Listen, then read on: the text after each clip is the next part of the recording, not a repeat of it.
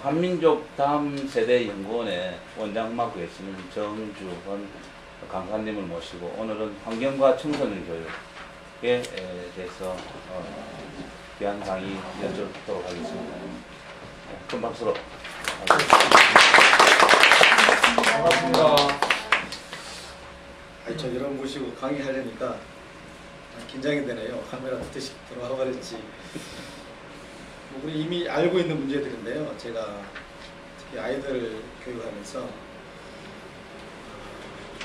새롭게 좀 접근을 하고 있는 분야가 바로 이 부분입니다. 그래서 우리 사회에서 우리 지금 청소년들 문제, 아무리 시대가 흐른다고 할지라도 이 청소년 문제는 갈수록 더 깊어지고 있고, 그래서 이 청소년 문제가 해결되지 않으면은 우리가 하고 있는 힘들어하고 있는 교육이나 국력까지도 엄청난 문제를 일으킬 수 있다 이렇게 생각을 합니다. 그래서 그동안에 해왔던 내용들을 좀 여러분께 맞추어서 좀 선별해서 이렇게 교육과 강의를 좀 하도록 하겠습니다. 그래서 오늘 환경과 청소년 교육이다 제목으로 같이 한번 보도록 하겠습니다. 지금 우리 사회가 안고 있는 문제가 과거에는 청소년 문제하면 자식 교육이었습니다. 그래서 가정 문제. 그래서 이것은 상당히 부끄러워서 창피해서 말도 못했는데, 이제는 이미 우리 사회의 청소년 문제는 이제 한 사회 문제의 한 분야로 지금 자리를 잡고 있습니다. 이만큼 지금 심각한 문제가 우리 사회가 안고 있는 문제다. 그래서 청소년이 문제가 있다, 청소년들이 지금 병들어 있다는 것은 앞으로 10년, 20년 후에 우리 민족에 또 우리 나라에 엄청난 파장을 일으킬 수 있는 그런 문제가 바로 이 부분입니다. 그래서 그럼 어떻게 해서 우리 아이들이 이렇게 처참하게 무너져가고 있는지 거기에 대한 걸 좀 보도록 하겠습니다.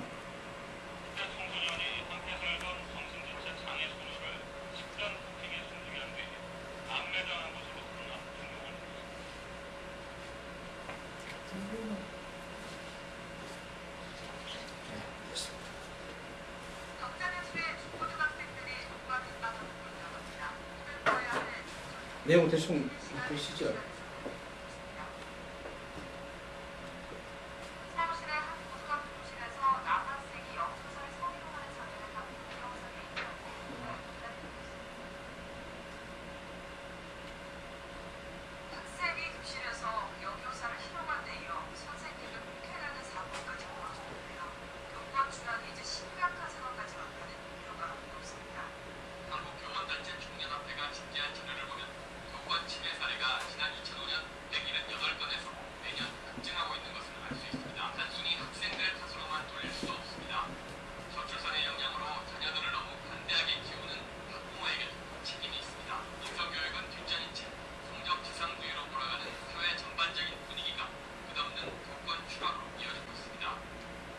지금 우리가 갖고 있는 가치관을 보면 분사하고 일치란 말이 있습니다.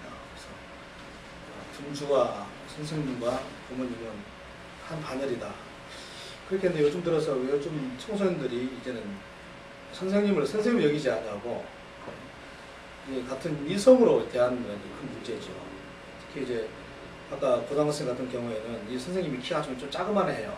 등치는 남학생들이 있단 말하고.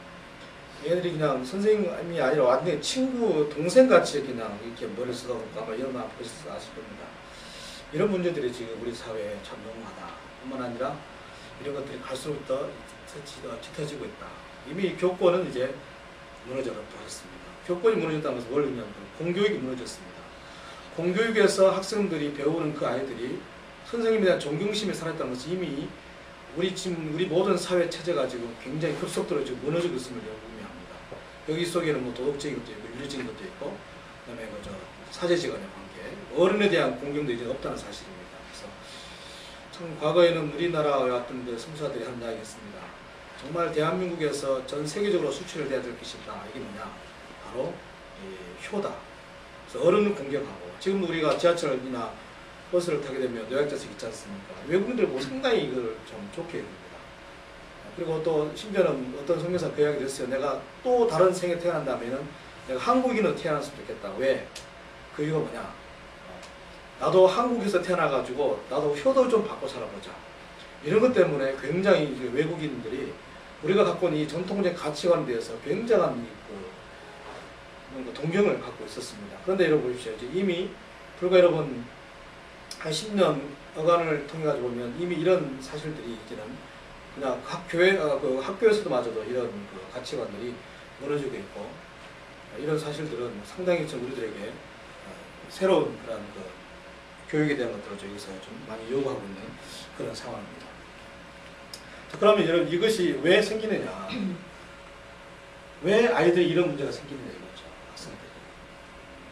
그래서 여러분 한번 그 밑에 있는 이 부분을 보시면요, 고난과 배고픔을 모르고 자란 청소년들은 의지가 약하고 과학 문명에 편리함은 오히려 정신적 빈곤으로 사회 문제에 악순환을 거듭합니다. 결국 뭐냐 그러면은 우리 아이들이, 자라는 아이들이 정신적인 교육이 안 돼서 그렇습니다. 정신 교육이 안 됐습니다. 몸은 비대해졌는데 풍요로운데 불구하고 이제는 뭔가 추구하고 뭔가 도전하려고 하는 그런 정신적인 가치가 사라졌다는 사실입니다. 그러다 보니까 지금 자라는 어린이도 마찬가지고 청소년, 대학생도 마찬가지고 거의 모든 사회 속에는 이제는 이런 정신적인 문제는 더 이상 우리가 관여하고 싶지 않다. 그런 이야기입니다. 그럼 결국은 이제 이 사회가 가면 갈수록 이런 문제가 악순환되어 갑니다. 이미 우리가 알고 있는 것처럼 부산의 사건 아시지 않습니까? 그뿐 아니잖아요. 또 어저께 나왔던 이런 거 보면 생일빵 20대 아이들이 그렇게 그걸 찍어 동영상 올려놨는데 헌병대 연락해가지고 다시 얘들 다 구속하겠다. 이러면 그게 뭡니까? 이게 아이들 지금 그만큼 가치관이 상실되어 있다. 이 가치관은 그만큼 정신적인 문제인데, 지금 이 우리 사회 속에 있는 아이들 거의 대부분이 사회 구성원 전부라 봐도 무관하겠습니다만 이런 구조가 지금 우리 사회에서 맞물려서 이런 문제가 계속 지금 야기되고 있다는 사실입니다. 그래서 저는 이런 문제를 결코 환경과 연관을 맺어야 된다고 생각합니다. 이것은 그 아이들 문제가 아닙니다. 절단거 아닙니다. 그러면 이 아이들 문제가 어떻게 그들에게 지금 환경적으로 이렇게 영향을 미치는지 제가 한번 이것을 같이 한번 보도록 하겠습니다. 자, 먼저 인터넷과 휴대폰의 중독입니다. 자, 이미 이것은 제가 뭐 재론할 필요 없다고 생각합니다. 그러나 한번 우리가 좀 언급을 하고 지나가겠습니다. 지금 사용자가 10분의 1이 인터넷에 중독이 되어 있습니다. 거의 이 중독 아이들은 10대에서부터 이제는 거의 30, 40대까지는 분포도가 갈수록 넓어지고 있습니다. 그죠? 이미 뭐 한 3, 4일 동안이나 게임 하다가 자기 아이를 그냥 영양실조로 말려 죽인 부모가 어디 있겠습니까? 이런 시대가 된 것은 지금 이미 10분의 1 정도, 이미 이런 사회가 지금 인터넷을 해가지고 엄청난 지금 중독을 가지고 있다. 이것은 결국은 생활을 파괴할 뿐만 아니라 자기 건강까지도 악화시킨다는 것입니다. 자, 휴대폰입니다. 휴대폰. 이 휴대폰은 지금 보시면 4명 중 1명꼴로 거의 25%가 지금 심각한 중독 증상을 보입니다. 폰이 없으면 애들 불안해합니다. 폰이 옆에 있어야 잠은 잡니다. 폰을 손에 안 잡으면 뭔가 허전합니다. 애들이. 그래서 이 핸드폰 자체가 얼마만큼 애들한테 지금 악영향을 미치고 있는지 우리는 금방 잊어버렸죠. 이 굉장히 전파라는 것이요, 우리 아이들에게 여러분 이 뇌에다가 인터넷 마찬가지로 굉장히 영향을 줍니다. 이 영향을 주면 결국은 그 아이들은 어떻게 되느냐? 우리 두뇌가 전두엽 수립이 있다 그러면은 이 전두엽에서 모든 것을 총괄해가지고 걸러내고 이 기능을 해야 되는데, 걸러내는 이 기능이 망가져가지고 아이들이 이제 즉흥적인 행동으로 옮기고 있다는 것입니다. 그래서 결국은 인터넷이나 휴대폰 이걸로 통해 가지고 보시면은 뇌 부위가 활성화가 덜 됩니다. 뿐만 아니라 이것이 망가져 버리면은 결국은 대인관계, 의사소통이 안 되고 이제 그 행동이나 안 그러면 자기가 갖고 있는 그 욕구로 분출시키는 것이